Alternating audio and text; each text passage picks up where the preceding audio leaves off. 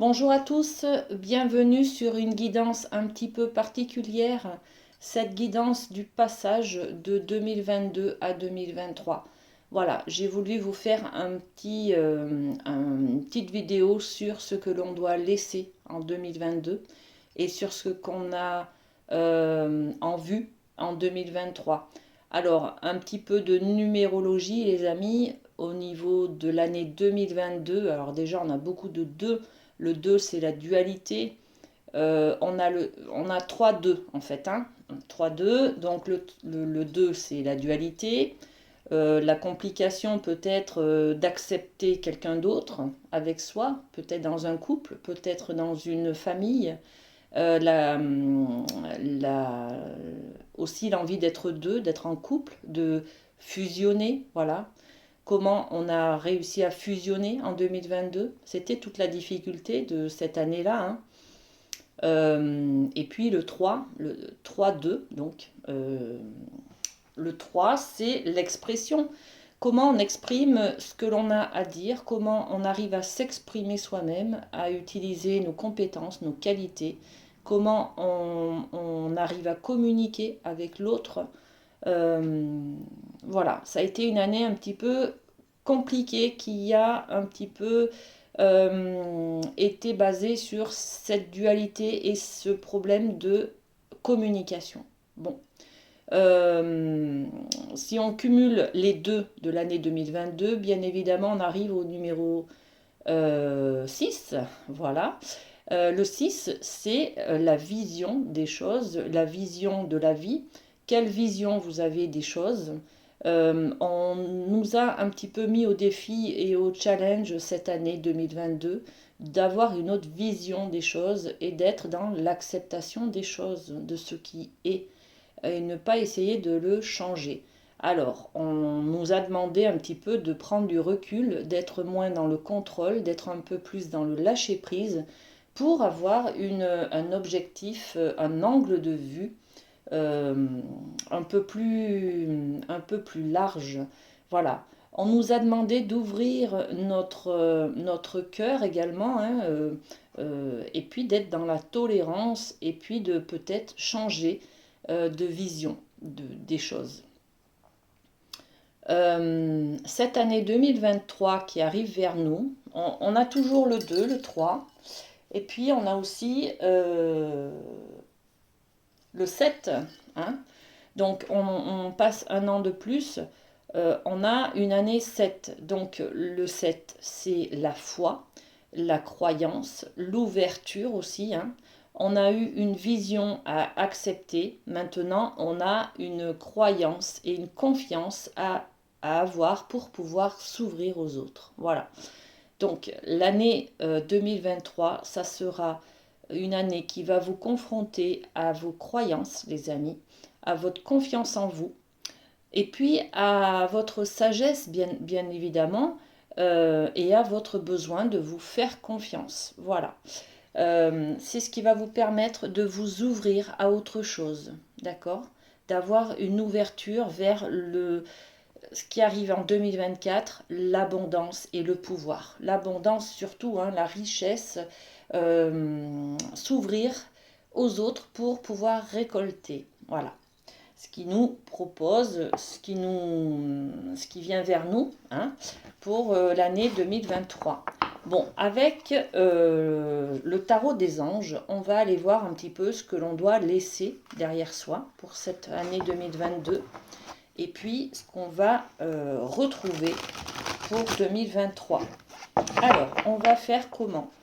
Je vais juste poser une question, par exemple, ce que je dois laisser en 2000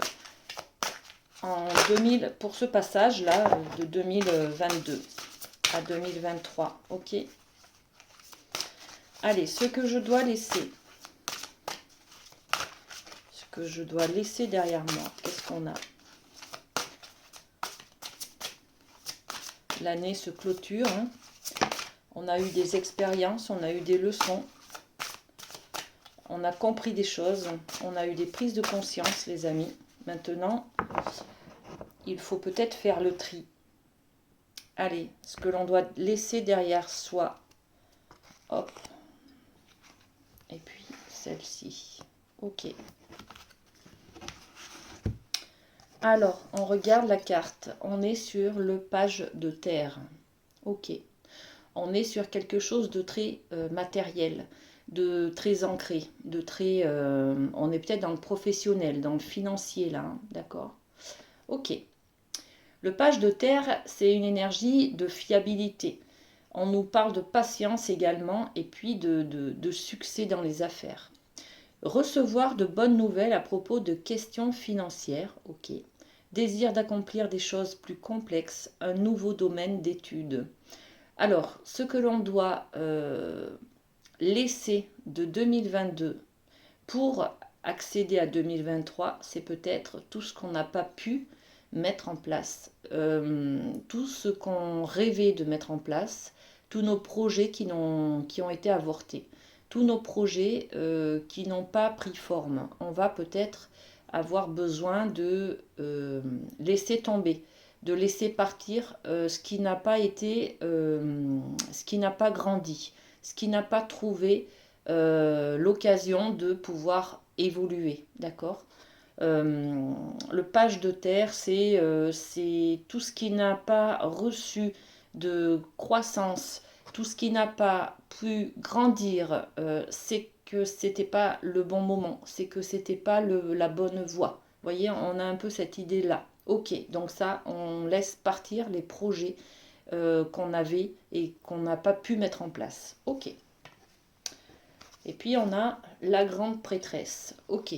Alors la grande prêtresse, on nous parle de connaissances. On nous parle également de peut-être avoir une réflexion, une introspection, d'accord? La grande prêtresse, c'est le numéro 2, hein, c'est cette dualité qui revient vers nous, là. J'ai pas eu l'information, j'ai pas eu la connaissance des choses, j'ai pas pu pousser la compréhension des choses. On vous dit là de laisser tomber. Si vous n'avez pas compris, c'est pas grave. Vous ne cherchez pas sur 2023 à comprendre les choses, à essayer d'avoir une autre information. Là, on vous dit laissez tomber. Cette introspection que vous faites, ce côté mentalisation qui vous bouffe de l'énergie. Et de toute façon, ce n'est pas avec le mental que vous comprendrez ce qui s'est passé. L'autre peut-être a ses raisons, l'autre a ses besoins, l'autre a ses croyances, ses limites, ses peurs, ses méfiances, ses blessures. Chercher dans son mental, dans son propre mental, les raisons que l'autre a eu de faire telle ou telle chose ou de ne pas faire, ce n'est pas correct, d'accord? Ce n'est pas avec votre mental que vous trouverez vos réponses, les amis. Laissez tomber vos questionnements. Voilà. Donc, on clôture. On laisse partir les projets qui ont été avortés. Hein. On laisse partir les projets qu'on avait mis en place et qui n'ont pas pris naissance en 2022. D'accord? Et puis, on laisse partir cette sorte de réflexion qui nous bouffe de l'énergie plus qu'autre chose et qui ne nous sert à rien puisqu'elle n'est pas constructive. D'accord? Bon, ok, on comprend ce qu'on doit laisser. Ensuite, qu'est-ce que cette année 2023 va nous challenger? Vers quoi? Quels sont nos défis en fait? Alors, quels sont nos défis à relever, bien sûr, sur 2023?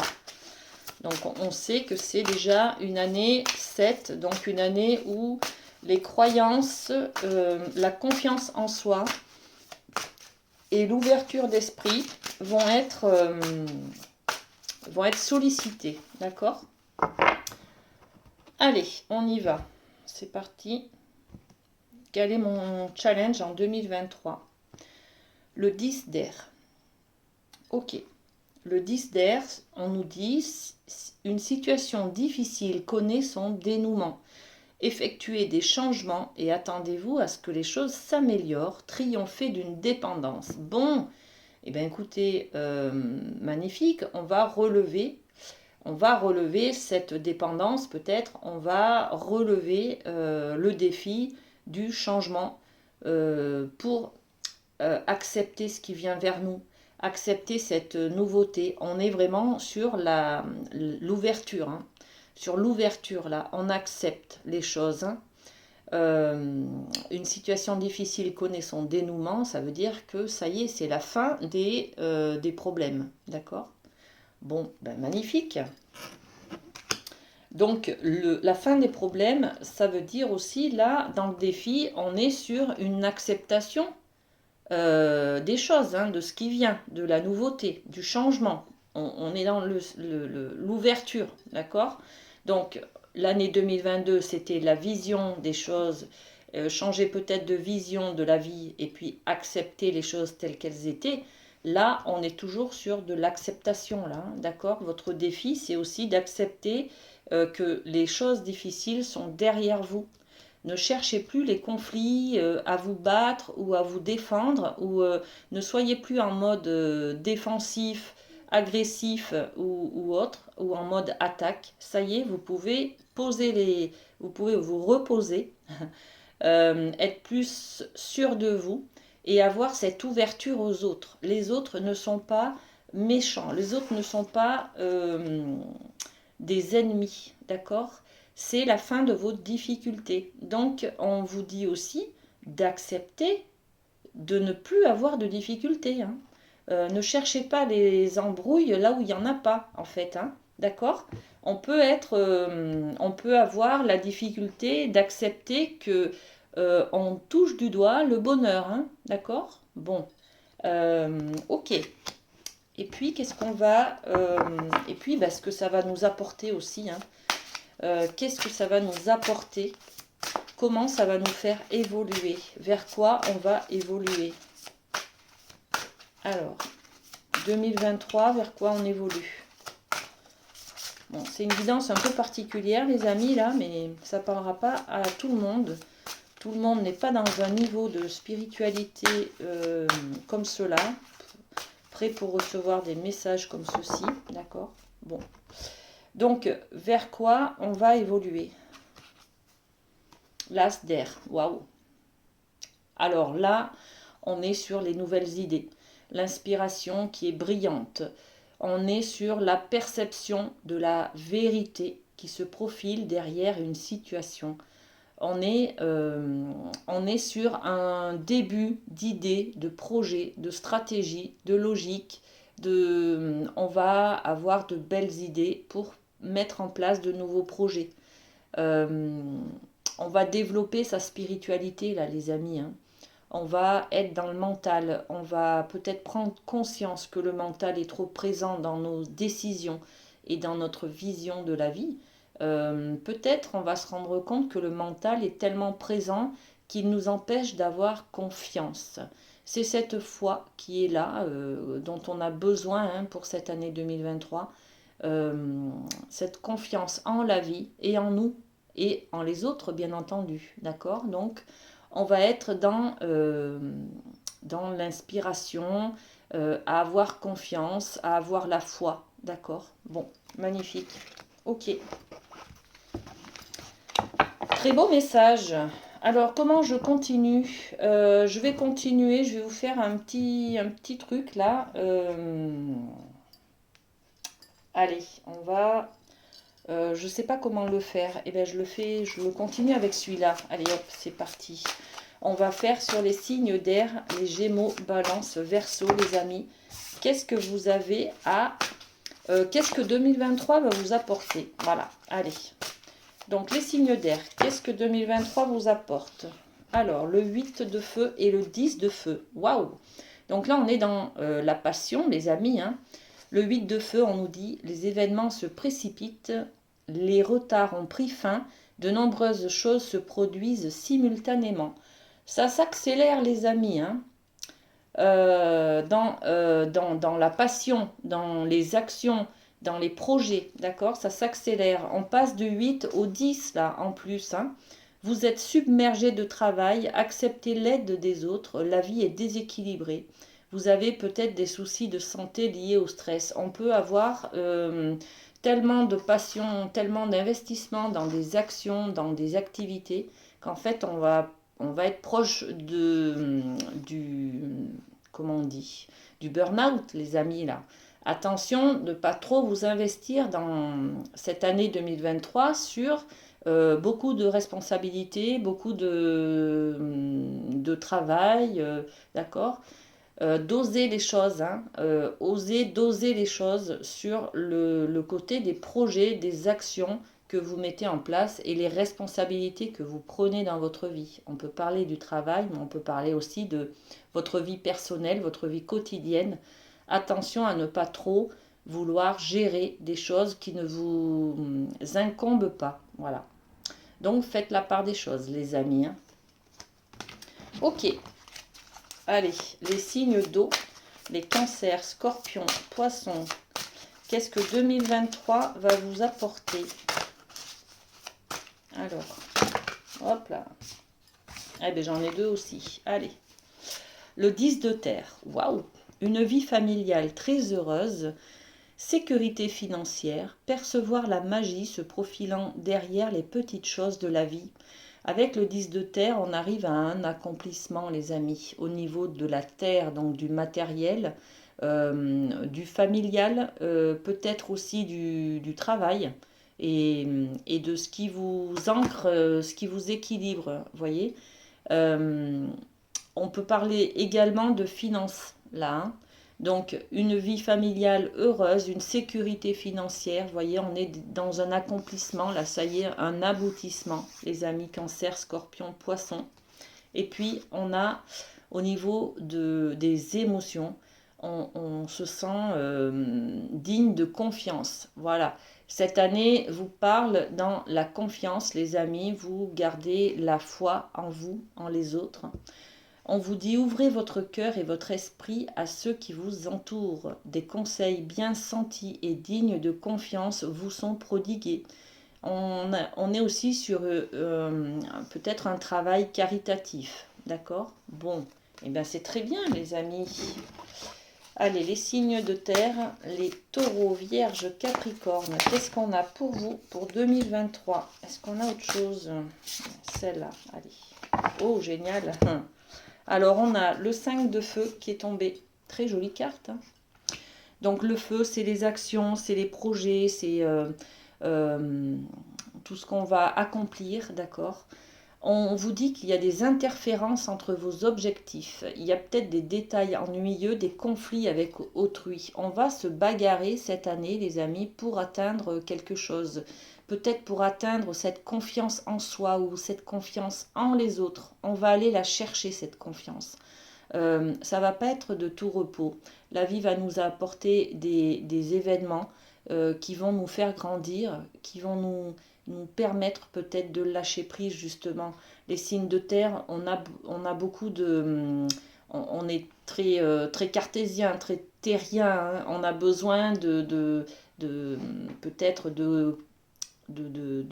pour croire, on a besoin de cas concrets, de cas matériels. On a besoin de voir, voyez. Et là, en fait, c'est pour ça que ça va nous challenger cette année. La foi, c'est pas du tout matériel. C'est dans le mental, c'est dans le cœur également, hein. Donc là, nous, les signes de terre, je dis nous parce que je suis Capricorne, donc je suis concernée par ça, hein, les amis. On a besoin d'ancrage, on a besoin de connaissances concrètes, voilà. Et en fait, la foi, ça nous challenge du côté de la spiritualité, de la confiance, puisque c'est quelque chose de subtil, d'abstrait, voyez. Et on a besoin, nous, pour lâcher prise, justement, vers cette spiritualité, cette foi, cette confiance en nous, en la vie. On a besoin peut-être d'aller confronter, d'aller confronter nos objectifs, voilà, dans ce conflit avec autrui peut-être. Bon, ça fait grandir les amis, hein, les conflits, hein, d'accord. Ce n'est pas, c'est pas grave, hein. Au contraire. Et puis on a le 10 de terre, regardez. Donc le 10 de terre, c'est concrètement notre, ça y est, notre élément, hein. On est dans notre élément et on a le 10, c'est-à-dire l'accomplissement. Ça y est, on a une réussite, une stabilité. On nous parle d'une vie familiale très heureuse, une sécurité financière. Voilà, on est posé, on est ancré, tout va bien. On est aussi sur l'idée de percevoir la magie se profilant derrière les petits détails de la vie, derrière les petites choses de la vie. Voilà, magnifique. Et puis les signes de feu, les amis Bélier, Lion, Sagittaire, qu'est-ce qu'on a pour vous? On a une autre carte. Allez, celle-ci. Allez, on a deux cartes pour vous. Bélier, Lion, Sagittaire. On a la très jolie carte de la force. Alors vous, cette force-là, elle va vous challenger un petit peu, mais elle va venir vers vous. De toute façon, vous l'avez en vous, d'accord? Donc il y a juste à la faire émerger, d'accord? La force, une grande force intérieure qui va peut-être être sollicitée cette année-là, hein. Méfiez-vous des jugements sévères, pardon et compassion. Voilà. On va peut-être vous demander, justement, vous avez le feu intérieur, vous avez peut-être cette sagesse intérieure de prendre un peu le dessus, bon, de sentir cette force qui vous pousse peut-être à prendre le pouvoir, à dominer un petit peu les amis, hein. Là, on vous parle d'avoir un jugement très sévère. Bon, c'est cette énergie du 7, de l'année 7, qui vous demande d'être dans l'ouverture d'esprit. Donc, la force, vous l'avez, ça c'est sûr. Vous êtes un signe de feu, vous êtes battant, voilà, ok. C'est un petit peu comme les signes de terre, hein. Les signes de terre, on a du mal à ouvrir son esprit, à croire, à avoir la foi dans la spiritualité, hein, d'accord? Par contre, les signes de feu, vous êtes un petit peu pareil. C'est-à-dire qu'à l'intérieur, vous avez le feu intérieur, ok, ça, vous êtes capable de vous battre, voilà. Par contre, avoir la foi et vous ouvrir aux autres, ça, c'est moins évident pour vous, d'accord? On est peut-être sur un besoin d'être dans la compassion, c'est-à-dire de comprendre les émotions de l'autre, la tristesse de l'autre, les besoins de l'autre, d'accord?